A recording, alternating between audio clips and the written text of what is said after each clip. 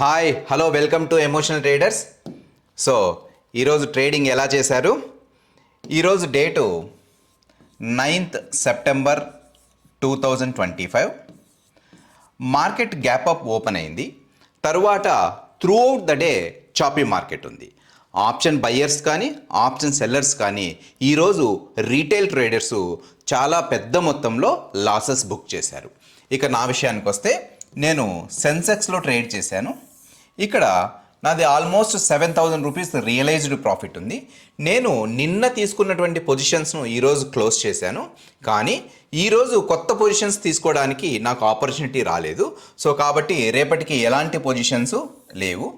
ఇదే విధంగా నా weekly verified P&L reports along with the psychology concepts నేను యూట్యూబ్లో అప్లోడ్ చేశాను.